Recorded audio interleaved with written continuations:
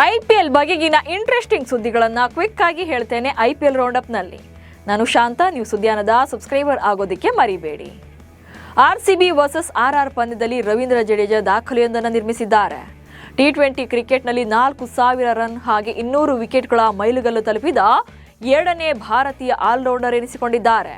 T20 ಕ್ರಿಕೆಟ್ನಲ್ಲಿ ಈಗಾಗಲೇ 238 ವಿಕೆಟ್ಗಳನ್ನು ಪಡೆದಿರುವಂತ ಜಡ್ಡು ಈಗ 4016 ರನ್ಗಳನ್ನು ಕಲೆ ಹಾಕಿದ್ದಾರೆ. ಈ ಫಾರ್ಮೆಟ್ನಲ್ಲಿ 6165 ರನ್ಗಳನ್ನು ಗಳಿಸಿ 127 ವಿಕೆಟ್ಗಳನ್ನು ಕಬಳಿಸಿರೋ ಹಾರ್ದಿಕ್ ಪಾಂಡ್ಯ ಮೊದಲ ಸ್ಥಾನದಲ್ಲಿದ್ದಾರೆ.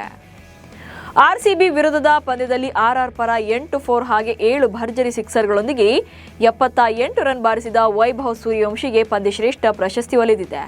ಈ ಪ್ರಶಸ್ತಿ ಬಳಿಕ ಮಾತನಾಡಿದ ವೈಭವ್, ಬೌಲರ್ಗಳನ್ನ ನೋಡ್ತೇನೆ, ಆದರೆ ಬಾಲ್ ನನ್ನ ಗುರಿಯಾಗಿರುತ್ತೆ ಎಂದಿದ್ದಾರೆ.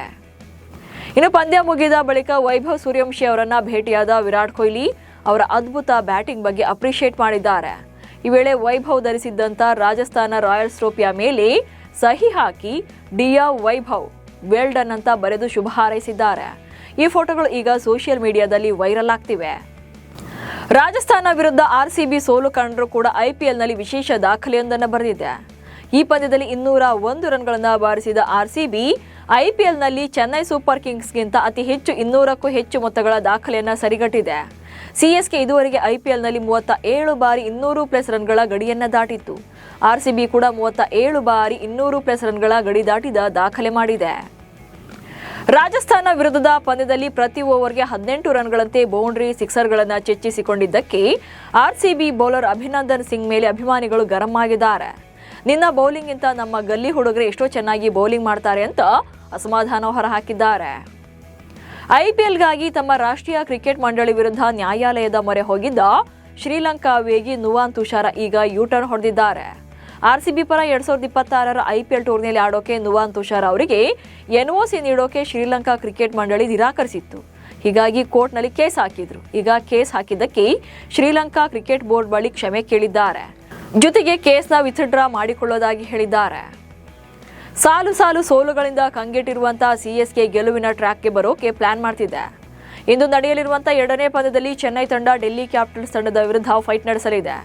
ಚೆನ್ನೈ ತಂಡದ ಆರಂಭಿಕ ಆಟಗಾರ ಸಂಜು ಸ್ಯಾಮ್ಸನ್ ರನ್ ಕಲೆ ಹಾಕುವಲ್ಲಿ ವಿಫಲರಾಗ್ತಾ ಇರೋದು ಈ ಚಿಂತೆ ಹೆಚ್ಚಿಸಿದೆ. ಜೊತೆಗೆ ಕ್ಯಾಪ್ಟನ್ ಋತುರಾಜ್ ಗಾಯಕ್ವಾಡ್ ಕೂಡ ಲಯಕ್ಕೆ ಬರಬೇಕಿದೆ.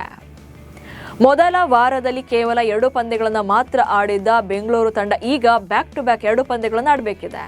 ಅದರಂತೆ ನಿನ್ನೆ ರಾಜಸ್ಥಾನ ವಿರುದ್ಧದ ಪಂದ್ಯ ಮುಗಿಸಿದ RCB ಪಡೆ ಈಗ ಮುಂಬೈನಲ್ಲಿ ಅಭ್ಯಾಸ ನಡೆಸ್ತಾ ಇದೆ. ನಾಳೆ ಮುಂಬೈ ಇಂಡಿಯನ್ಸ್ ವಿರುದ್ಧ ಪಂದ್ಯವನ್ನು ಆಡಬೇಕಿದೆ. ಈಗಾಗಲೇ ಆಡಿರುವಂತಹ 3 ಪಂದ್ಯಗಳಲ್ಲಿ 1 ಪಂದ್ಯವನ್ನು ಸೋತಿರುವಂಥ RCB ನಾಳೆಯ ಪಂದ್ಯದಲ್ಲಿ MI ವಿರುದ್ಧ ಗೆಲ್ಲುವಂತ ವಿಶ್ವಾಸದಲ್ಲಿದೆ.